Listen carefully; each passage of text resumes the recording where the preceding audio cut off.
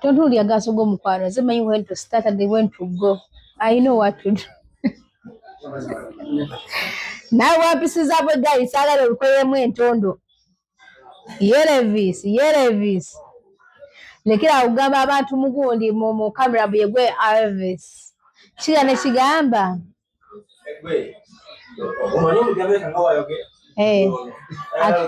Aba yekoza agamba yenze Elvis nkola ne Nyondo Media, Nyondo Gleam, Nyondo Estate Experts, Elvis Nyondo Gleam nkola ne Nyondo Gleam, Nyondo Gleamer Beauty Sport tuli nazigana nti nedda muganda wange nyina ezubu yange ebimala zigula banzibako emmotoka sekido kya bulijjo sikugoba nina ennaku emmaya ku mutima guno kyenyiza okugamba Kasa Services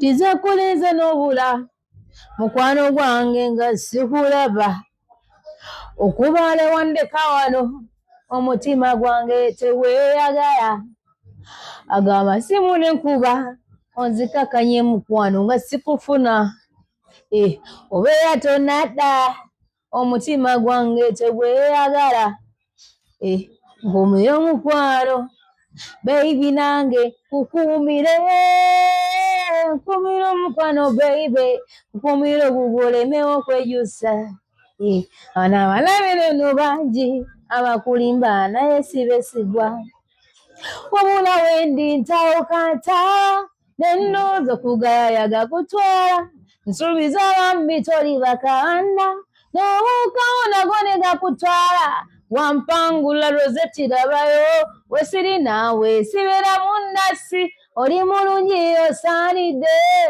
amaaso go gasaanaze kati nno tumulaba tezikibagogole abasuubira okuswawula babi yegwe mupenzi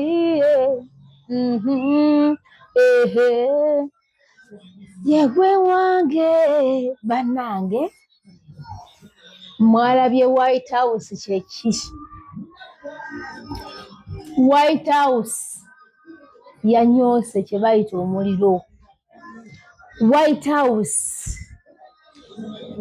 nze wanange simanyi kumanya kitange omumula mirembe simanyi lwenyiza kukeera ku makya nempisaamu taata wange omukadde anzaala muzeeyi amaaso oba ebeera nkuza ng'abaana bwe butyo omwo abakuza anti bagamba kyosiga kyokola ki kyokungula bw'osiga abaana bo in that way nga bali respect like they don't do respect elders, that's what you get at the end. They will never respect you. Abaana bagambye ekitaata kiseddubutto. Seddubutto omanyi kitegeeza? Seddubutto kitegeeza omusajja omukulu okuba ng'akalabasanya oba ng'akwata obwana obuto baakirangidde kitaabwe. Ne neebuuza baalabako ddi kitaabwe nga yeereka ku bwana obuto seddubutto. Era ne bagamba ekyo kisse kibuto. Ekyaleeta ogubuto kyatwala ki? Bannange sijja kukyogera kubanga nze nakuzibwa. Bagambye ekyo ekyaleeta ogubuto kyatwala ki?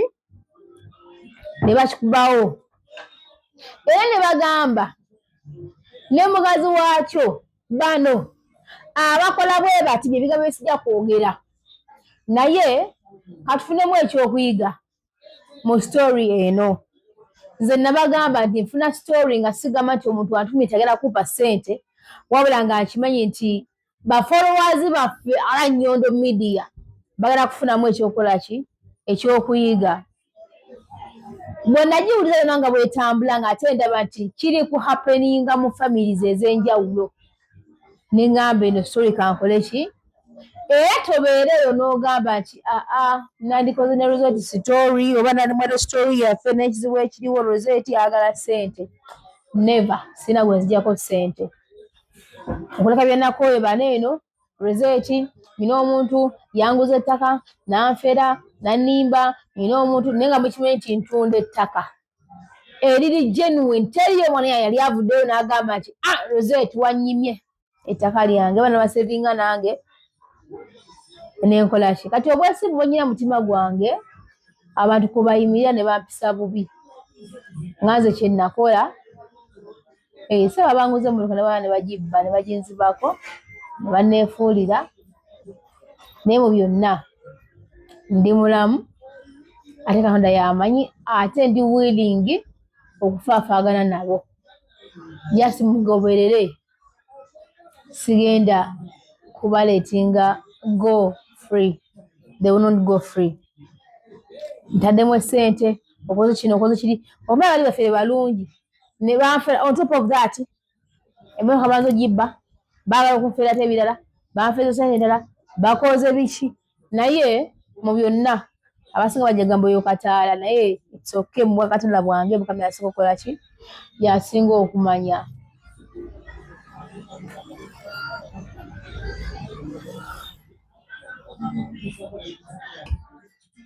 Kyogaa tubaite Bashabani Juuko naye nga Julius simanya ng'opi kisima Maido nze nabagambye mwabbye mu nnyumba y'omusambwa. Wallahi ya Mungu mwabbye mu nnyumba y'omuki y'omusambwa. Eyo nga nvulira ekyali ku White House. Abazadde yeffe abeetera abaana okutumanyira okutujooga n'okutuma abaana okutyoboola. Kati mazima ddala nze mukadde anzaala maama Nabukalu Jeeni ow'Olugave naye ab'Olugave mwandisappointinze nnyo. Omusajja yali badde nga kojjange nga weyita Semakula Hakimu ne mwekobana n'engoobi Kisima Maido ne mubba emmotoka yange. Ebigambo bino ngenda kubyogera mpaka abagoberezi baffe bajja kugamba vidiyo entuufu ejja kuba nga nzijja mu kafo kamwe omukolera.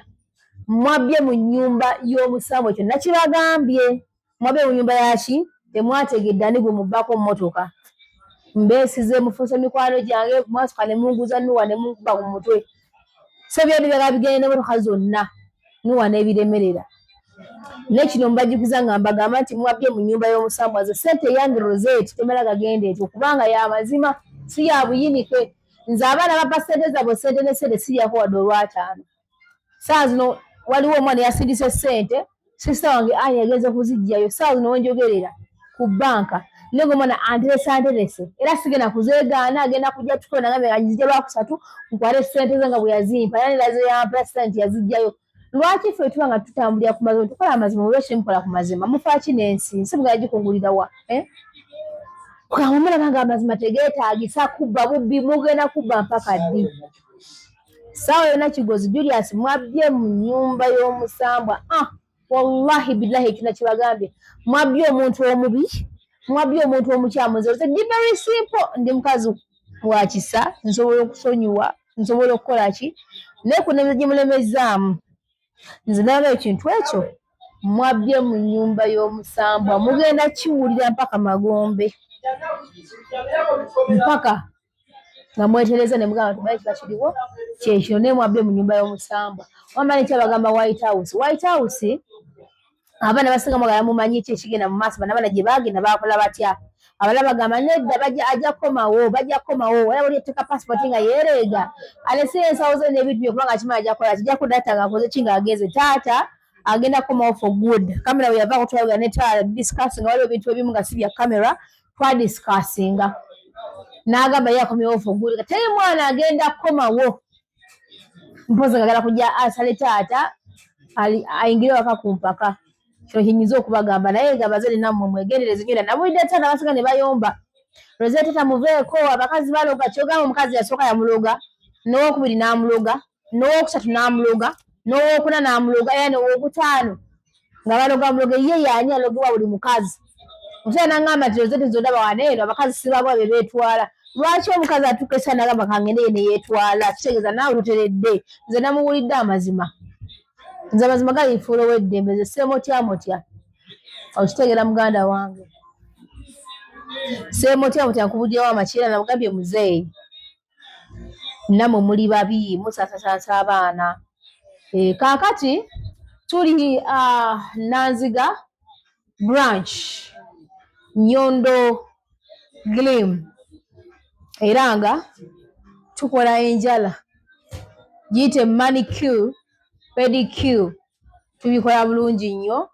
Era yonna gy'oli tunoonyeeko ojje tukola obwala. Buno obwala abaana baffe ne babukola ki? Be babitukola.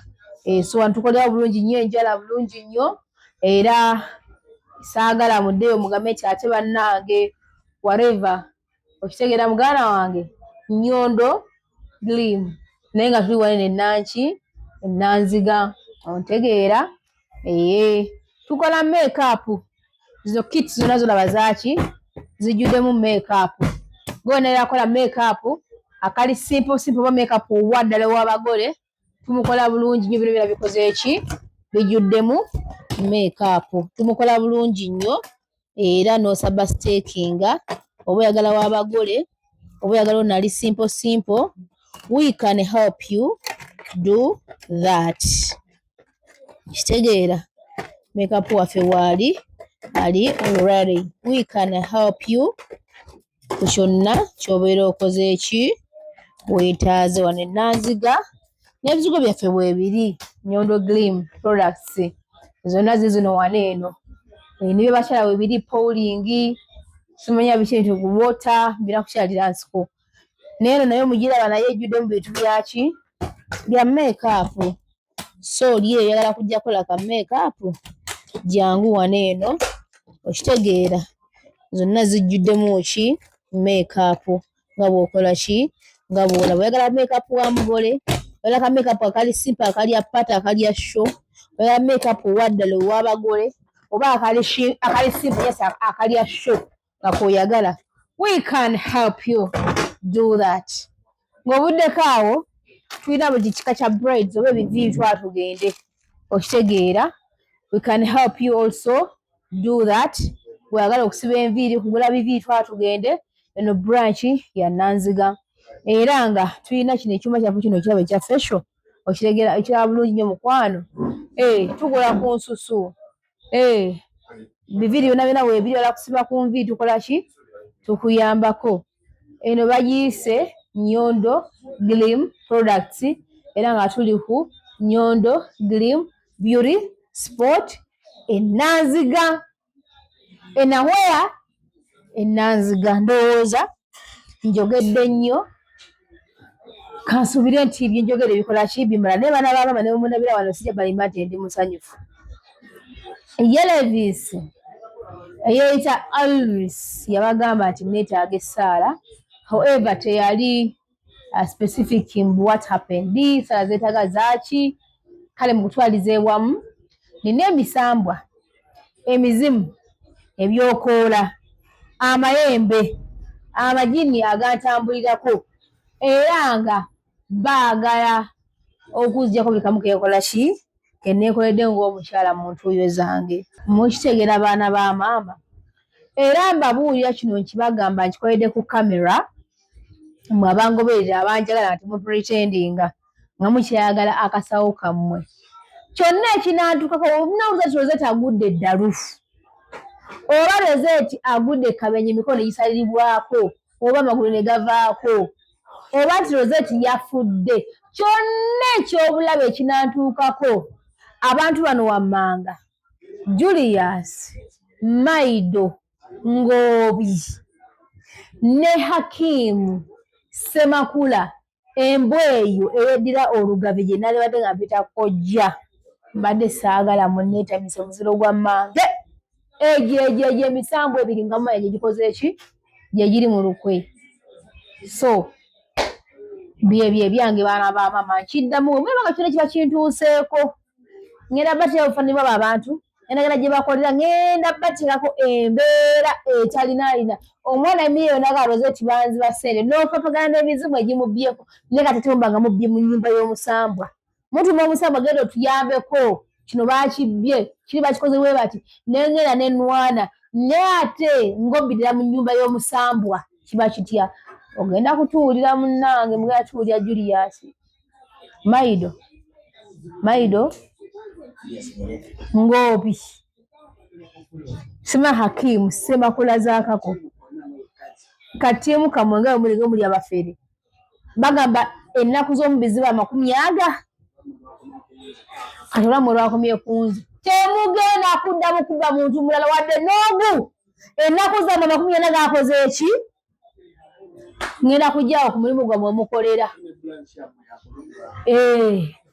kakati mwagala kuwonera bannayuganda abalala ensi egambe nti bannayuganda talina kugulwako kantu ng'ate eriyo abalungi eriyo abantu abaki abatuufu kaakati tugenda kufaafaagana assalaamu nga sinaba wassalaamu mujje tubaguze Nyondo Green Products ebizigo eby'abakyala ebizigo eby'abaami ebizigo eby'abaana byonna tubeera nabyo tuba ne shawajero ono twamuhadde wano mugundi yaffe ono shawajero abeera tulina shampoo tulina hair conditioner byonna weebiri ebiriwo n'ebitaliiwo so mugende masino okubanga mutunoonyaako ku skin products oba ebyokunaabisa ebyokozesa ewaka byonna kunabako ku ngalo byonna sanitizer mutunoonyeeko tusomesa n'abaana baagala okuyiga enviiri okukola nviiri okusoma nviiri bya nviiri tubayambako ne tubeera nga ate tubalaga bulungi nnyo ne mubeera nga mukola ki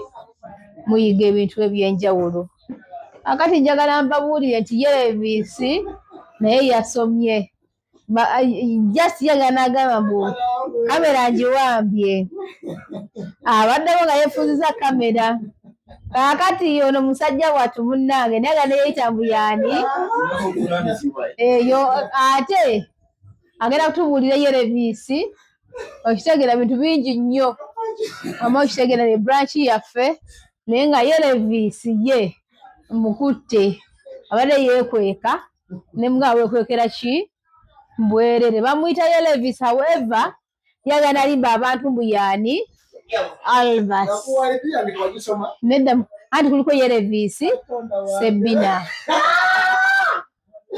kwata musibule abantu catch here I welcome people I say bye bye to them Sebbina Yereviisi Assalamu alaikum wa rahmatullahi wa barakatuh wa alaikum assalam wa rahmatullahi wa barakatuh Sebbina